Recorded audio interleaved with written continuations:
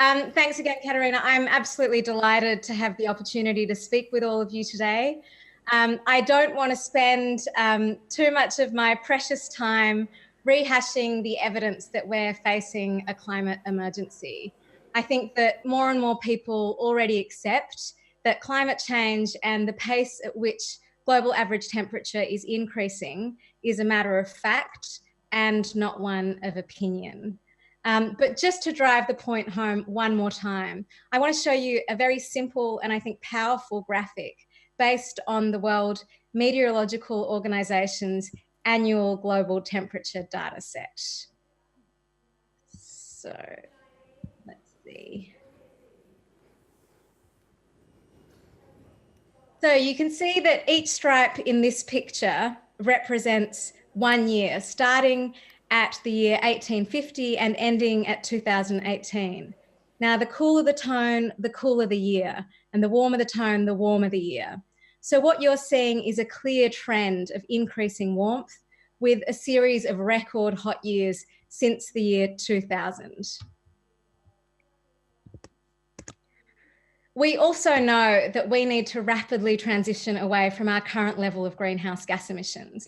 The IPCC's most recent report, as I'm sure you also know, made it very clear that to limit warming to 1.5 degrees Celsius, a threshold, by the way, that already entails catastrophic consequences for many people, we need to reduce our levels of global carbon dioxide emissions by roughly half by the year 2030 compared to 2010 levels. So now that we've set that scene, rather than focusing on those facts, what I want to focus on today is who exactly got us into this disastrous mess in the first place, and how do we get our way out of it?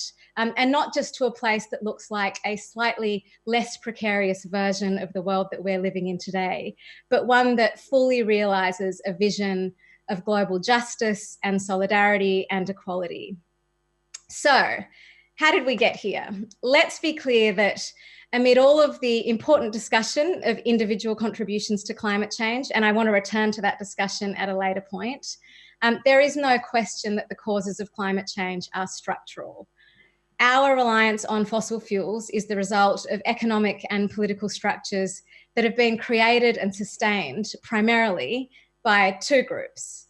One, the fossil fuel industry, and two, our national governments. The role of the fossil fuel industry in this crisis has been very well documented. We know for a fact that some oil and gas companies have known as early as the 1970s, or since at least the 1970s, that the products that they sell lead to climate change, and yet they've continued to make immense profits from the sale of those products, and they've used their power and influence to sow doubt around climate science and lobby against climate action. National governments have not only known about the problem for decades, but for the last 25 years or so, they've been making formal commitments to do something about it. In 1992, governments created an international treaty in which they agreed to stabilise the concentration of greenhouse gases in the atmosphere and prevent dangerous levels of climate change. In the decades since 1992, they have adopted numerous other decisions and agreements in which they've not only recommitted to that goal, but they've also accepted that, among other things, rich countries should take the lead in reducing greenhouse gas emissions, and that the sooner you reduce emissions, the cheaper it is to do so. And yet governments have willfully prioritised at the same time corporate interests, and they've held back the transition to a just and sustainable world that we know is economically and technically feasible.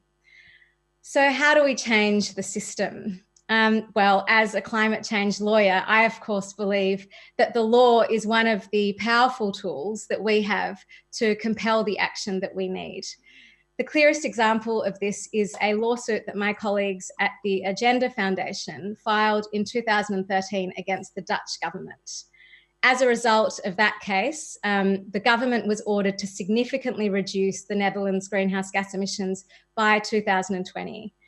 The impact of that case has been absolutely transformative. Aside from shutting down coal-fired power plants in the Netherlands, it's transformed the conversation around climate change there. And it's reinforced the understanding that governments have failed to act on this issue despite decades of commitments to do so.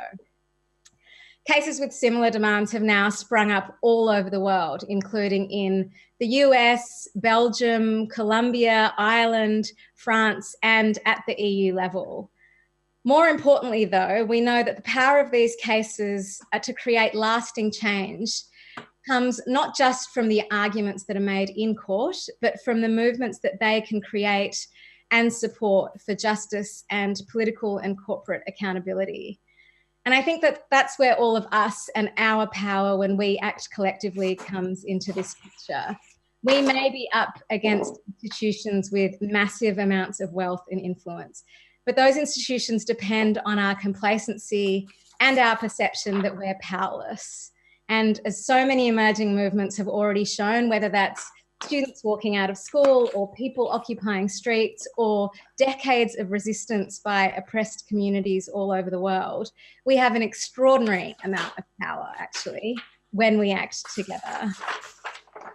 And that doesn't mean that our individual choices don't also matter, especially if we're part of the world's richest 10% whose individual carbon footprints are 60 times higher than the poorest 10%. But individual and collective action, I think it's important to understand they are not mutually exclusive. You can take responsibility for your personal carbon footprint, and you can also fight for structural change. And ultimately, we need to exercise all of the power that we have as voters, as consumers, educators, activists, and as workers to emerge from this crisis with a foundation for the just, sustainable, and beautiful future that we know is possible. Thank you very much.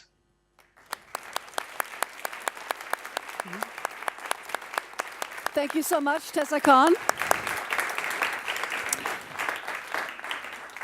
Tessa, we're launching a all year round platform today here. We don't have time platform. What would you say is the importance of having a 365 days a year, 24/7 thing going on, pressure being put every day, every hour? What would you say about the importance of that, since we're launching on a specific day, Earth Day?